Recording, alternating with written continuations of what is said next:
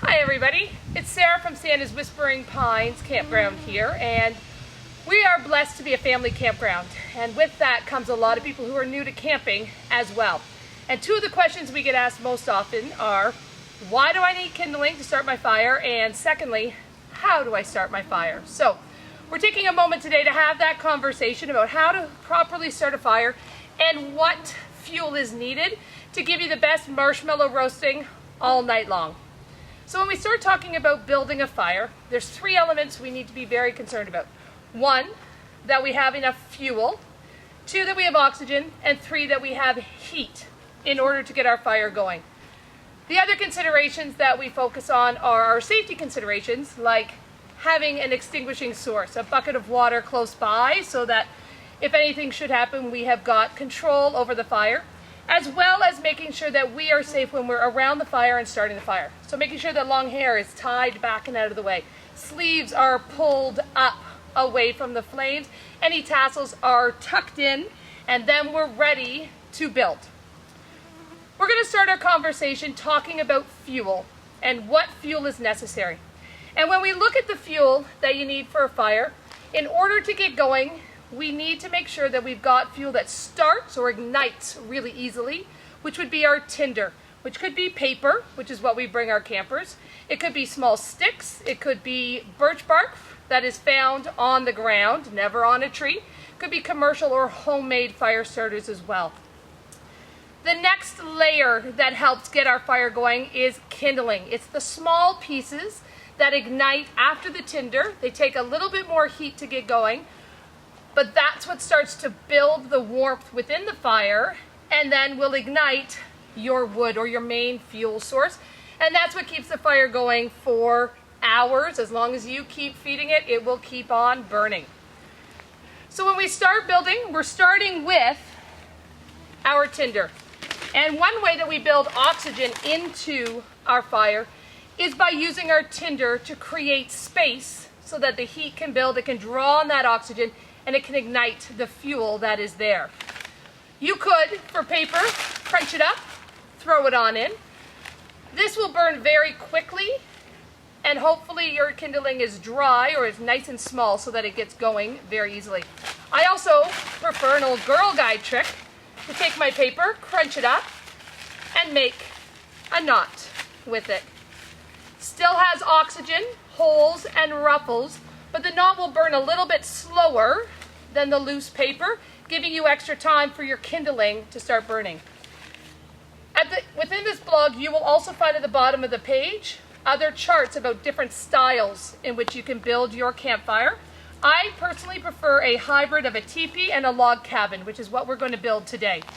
So for my tinder, what I like to do is I put 3 knots right in the middle with the top sticking up and the tail sticking out, because remember, I will have to light this paper to get it going, so I make sure that I've got it fanned out to be easy as well as effective. With my 3 sheets of paper in there and my paper stowed safely away from the fuel, I can then add my next layer, which is my kindling. And when we talk about kindling, it varies in sizes from small twigs up and through to thicker pieces. So we're going to start with our thinnest pieces right against my tinder, because those are the ones that are going to start first. And if you have thin pieces, sometimes you may even want to break them to help disperse. The technique here by building up and around is the teepee portion of my fire, and the first preference I have, because fire and heat rise and they burn up. So I want to make sure my fuel comes to the top, and I always like to use the counter pressure from the different pieces of kindling to help hold it up. And sometimes you're lucky enough that it stays, and other times it falls over and you start again. At this point, there's no heat, so it's completely safe to have your hands in and amongst those tools to get that structure nice and solid. As we build, I often will reserve some of the kindling as well, just so I can add it later should I need to. At this point, you could choose to start your fire, but I also like to build the log cabin as well. I find it gives it structure, and that's where a lot of the good coal building will come from as well. And later, when we start talking about cooking right on the fire, it also gives you a firm base in which to set your pans or your tin foil packets for cooking. So from here, around my teepee, I like to add my wood. And I always add the driest, thinnest pieces into the center, being sure to keep the paper or my tinder visible so that I can still get in and light it and get those marshmallows cooking.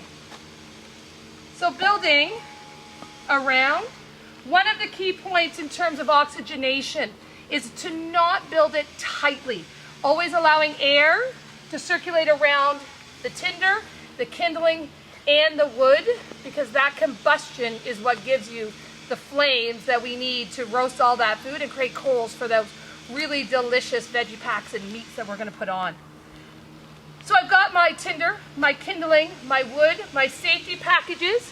I'm making sure that my easily combustible materials are moved far away from the fire. I am safe here.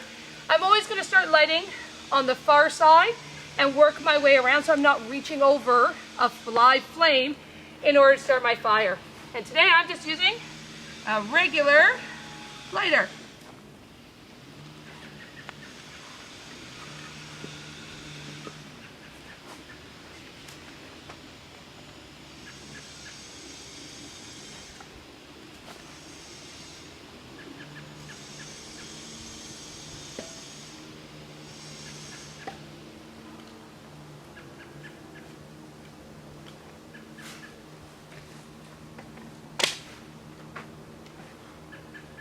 And it only takes a moment for those flames to work with really dry ingredients or fuel and to start to build that heat.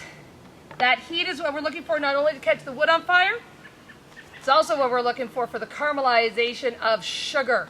And the best place and most classic place to find that sugar is a marshmallow.